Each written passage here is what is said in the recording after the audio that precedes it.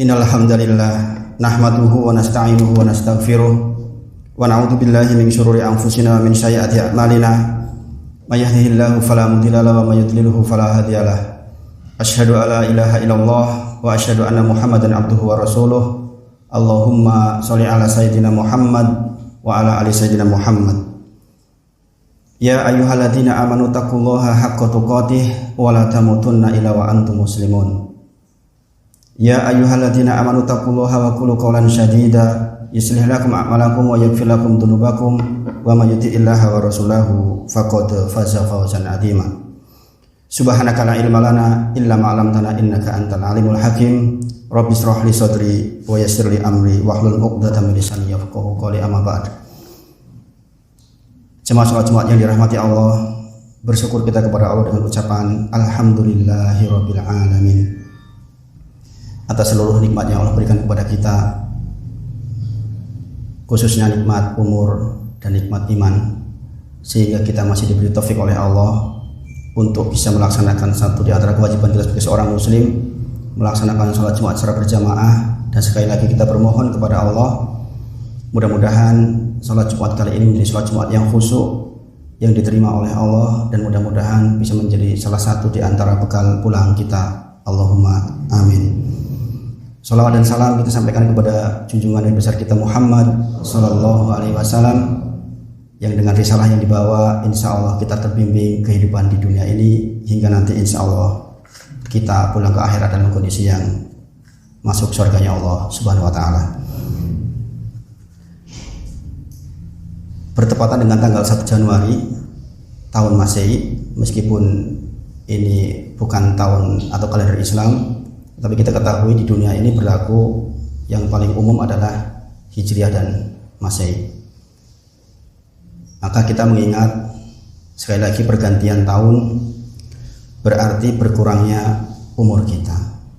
Maka kita memohon kepada Allah, mudah-mudahan niat berkurangnya umur ini mudah-mudahan menjadi kebaikan buat kita. Dan mudah-mudahan sisa umur yang akan datang tidak berapa tahu jumlahnya, mudah-mudahan ziyadatan li fi kulli khair, tambahan untuk kebaikan dan kebaikan saja. Jemaah salat yang dirahmati Allah, wa ma khalaqtul jinna wal insa illa liya'budun. Setiap kali berganti tahun selalu saja saya ingat ayat ini, bahwa kita diciptakan oleh Allah hanya untuk beribadah kepada Dia, dan kita diberi jatah oleh Allah. Ayat ini ditujukan untuk orang yang hidup. Wa ma khalaqtul jin wal insa, berarti kita manusia yang masih hidup untuk beribadah kepada Allah.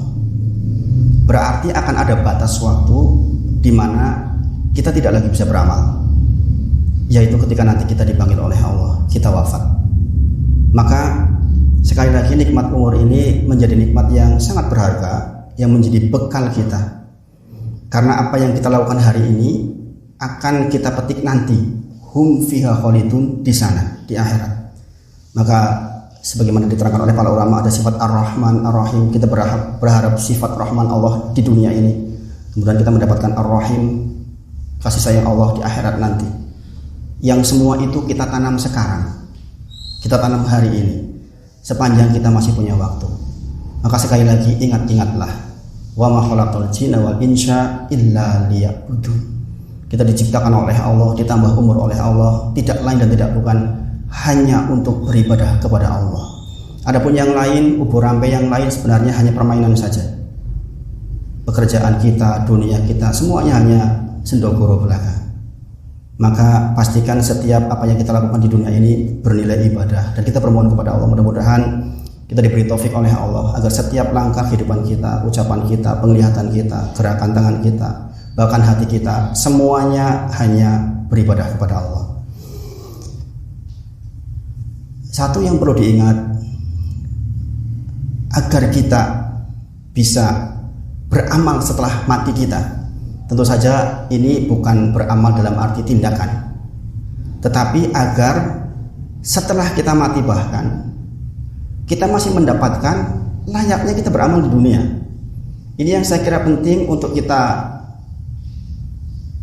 pikirkan ketika bergantinya tahun. Karena ini berarti berkurangnya umur kita. Kalau berkurang umur kita berarti berkurang jatah amal kita. Lantas bagaimana kita menabung agar bahkan nanti setelah mati pun seolah-olah kita masih beramal sebagaimana kita di bumi. Pahalanya akan terus mengalir. Maka kisah tentang pembangunan Masjid Nabawi, Masjidnya Nabi Muhammad SAW di Madinah bisa menjadi contoh yang real buat kita. Saya ajak seluruh kaum muslimin di awal tahun ini untuk melihat lagi bagaimana Rasulullah ketika berhijrah, kemudian datang ke Kuba sekitar 3-4 hari, Rasulullah mendirikan masjid di sana. Kemudian setelah itu Rasulullah menjalankan perjalanan di atas untanya, yang unta itu sudah diperintah oleh Allah untuk berhenti di suatu tempat, di mana tempat dia berhenti nanti akan dijadikan masjid yang sekarang kita kenal sebagai Masjid Nabawi. Maka ketika masuk ke awal perkotaan Madinah, banyak orang yang hendak mengambil tali kekang unta itu untuk diajak mampir Rasulullah ke rumahnya mereka. Mereka berebut. Tetapi kemudian Rasul menyampaikan tidak usah dipegang tali kekangnya, karena sesungguhnya unta ini telah diperintahkan oleh Allah untuk berhenti di tempat di mana nanti akan dibangun masjid. Dan sampailah kemudian unta itu berhenti di daerah yang dimiliki oleh Bani Najjar. Dalam satu riwayat dikatakan ini yang memiliki anak yatim 2 orang. Tapi secara umum ini milik Bani Najjar. Yang kemudian di situ ada bangunan dan tanah. Unta itu berhenti menunjukkan bahwa disitulah harus dibangun masjid karena ini perintah Allah. Maka kemudian Rasulullah mengatakan, ya Bani Najjar, wahai Bani Najjar, thaminuni bihaitikum hada, tolong berikan harga atas bangunan dan tanah ini untuk saya. Maka kemudian qalu la wallahi, Bani Najjar mengatakan, tidak, demi Allah, saya tidak akan memberikan harga, saya tidak akan meminta harga kecuali meminta harga kepada Allah. Artinya diwakafkan. Ini sejarah wakaf yang kita kenal hari ini. Dan kita tahu 1440 tahun lebih berselang, hari ini setiap orang yang sujud di Masjid Nabawi, maka Bani Najjar radhiyallahu anhum mendapatkan pahala atas apa yang orang-orang buat di situ. Masya Allah. 1440 tahun yang lalu Bani Najjar sudah meninggal, tapi seolah-olah dia masih beramal, sebagaimana dia sholat, sebagaimana dia wudhu. Karena hari ini kita lihat buah dari wakaf pertama itu, Masya Allah, tidak pernah putus yang namanya orang ibadah di Masjid Nabawi. Ini contoh yang sangat nyata. Kalau kita mengerti tentang ilmu, sungguh kita bisa berumur sangat panjang walaupun jasad kita telah terkubur. Ini pula yang membuat orang-orang yang sudah belajar beramai-ramai untuk mewakafkan hartanya tanpa harus menunggu dia mempunyai uang yang sangat banyak. Jabir radhiyallahu anhu menyampaikan, tidaklah aku melihat para sahabat yang tersisa kecuali mereka sudah wakaf ketika mereka mampu. Artinya para sahabat itu mengejar sekali yang namanya wakaf, sampai tidak tersisa bagi para sahabat yang mampu kecuali dia meninggal, sudah meninggalkan wakaf. Kita tahu Allah berfirman di dalam surah Yasin ayat ke-12 kalau nggak keliru, inna nahnu nuhyil mauta wa naktubu ma qaddamu wa asarahum. Sesungguhnya aku akan bangkitkan kalian dari kuburan. Mayat-mayat kalian akan dibangkitkan. Kemudian sudah dicatat perbuatan kalian. Wa atharuhum, dan bekas-bekas yang ditinggalkan. Para ulama menyebutkan wa atharuhum di sini adalah wakaf. Wa atharuhum artinya perbuatan kita, bekas perbuatan kita di dunia yang masih memberikan efek buat orang yang ada dalam kuburan. Maka sekali lagi di awal tahun baru ini kita bermohon kepada Allah, mudah-mudahan kita termasuk orang yang bisa mencatat, mengurai, merangkai agar ketika kita mati nanti kita tetap seolah-olah beramal sebagaimana kita di bumi. idza mata insan, jikalau manusia meninggal, in qata amaluhu, maka dia seluruh amalnya akan terputus kecuali dari 3. Semua kita paham. Sedekah jariyah, amal ilmu yang bermanfaat. Kemudian anak yang soleh. Kenapa disebut anak yang soleh? Karena anak yang soleh itu yang mendoakan kita. Sesungguhnya siapapun mendoakan kita sampai kepada kita, tetapi yang mendoakan kita kepada anak yang soleh. Kalau anak kita tidak soleh, bukan investasi, boro-boro mikirin kita, mikirin diri sendiri saja kadang-kadang tidak. Oleh karena itu mudah-mudahan kita termasuk orang-orang yang sekali lagi diberi oleh Allah taufik agar kita bisa berwakaf sebelum datang sakit kepada kita. Rasulullah menyampaikan wasodaqoh burhan, bukti keimanan kalian adalah sodaqoh. Orang mungkin disuruh sholat rajin, sholat malam mungkin rajin, tapi ketika disuruh sodaqoh tidak semua orang bisa. Maka dikatakan oleh Rasulullah, sodaqoh itu bukti keimanan kita. Kita bermohon kepada Allah, mudah-mudahan sekali lagi kita mendapat taufik dari Allah agar kita bisa sodaqoh. Dan ini dicontohkan oleh para sahabat pula. Di antaranya adalah Thalhah radhiyallahu anhu, Abu Thalhah radhiyallahu anhu. Beliau di antara sahabat yang memiliki kebun yang cukup banyak. Dan dari sekian banyak kebun itu ada satu yang sangat dia cintai, yaitu Bayruha. Bahkan Rasulullah sering masuk ke dalamnya dan makan atau minum sesuatu di dalamnya. Maka ketika datang ayat tentang lan tanalul birra hatta tunfiqu mimma tuhibun, tidaklah akan mencapai derajat kebajikan yang sempurna atas kalian sebelum kalian menginfakkan apa yang kalian cintai. Baik, kemudian Thalhah datang ke Rasulullah, ya Rasulullah, sesungguhnya saya memiliki sekian kebun dan satu di antara yang sangat saya cintai adalah Bayruha. Maka saksikanlah ya Rasulullah, hari ini aku infakkan di jalan Allah. Menunjukkan bahwa apa yang diinfakkan adalah yang dia cintai, bukan sesuatu yang sudah tidak terpakai. Ini mungkin klise umum sering diterangkan, tapi sekali lagi hal ini kalau kita nggak minta taufik dari Allah sungguh sangat sulit. Terlalu banyak bukti bahwa apa yang disebut Rasulullah terkait dengan sedekah itu benar adanya, bahwa sedekah akan diganti, bahwa sedekah akan mendatangkan kebaikan, sedekah akan menghindarkan bala. Terlalu banyak.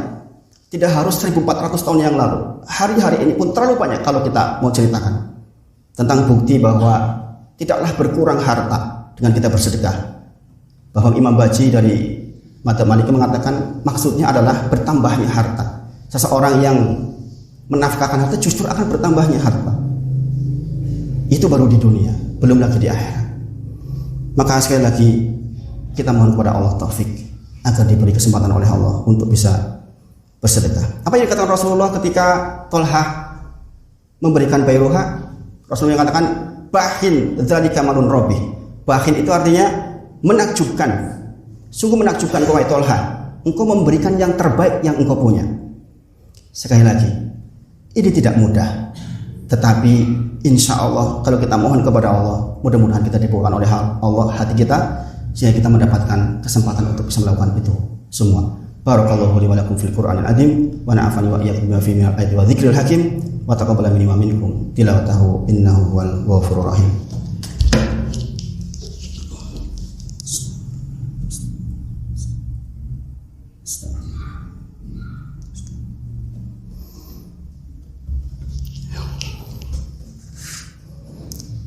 Alhamdulillahirabbil alamin. Asyhadu an la ilaha illallah wa asyhadu anna Muhammadan abduhu wa rasuluh. Allahumma shalli ala sayyidina Muhammad wa ala ali sayyidina Muhammad. Ya ayyuhalladzina amanu taqullaha haqqa tuqatih wa la tamutunna illa wa antum muslimun. Wahai sekalian orang-orang yang beriman, bertakwalah kepada Allah haqqa tuqatih, dengan sebenar-benarnya takwa. Wa la tamutunna illa wa antum muslimun. Dan jangan sekali-kali kita meninggal kecuali kita dalam keadaan sebagai seorang muslim. Jemaah yang dirahmati Allah, di khutbah yang kedua ini saya menyampaikan satu lagi contoh betapa kita sebenarnya masih bisa beramal walaupun kita sudah meninggal, dalam bentuk amal yang kita lakukan sekarang maksudnya. Contohnya adalah ketika Utsman bin Affan membebaskan sumur Raumah, sumurnya orang Yahudi yang sangat mahal harganya.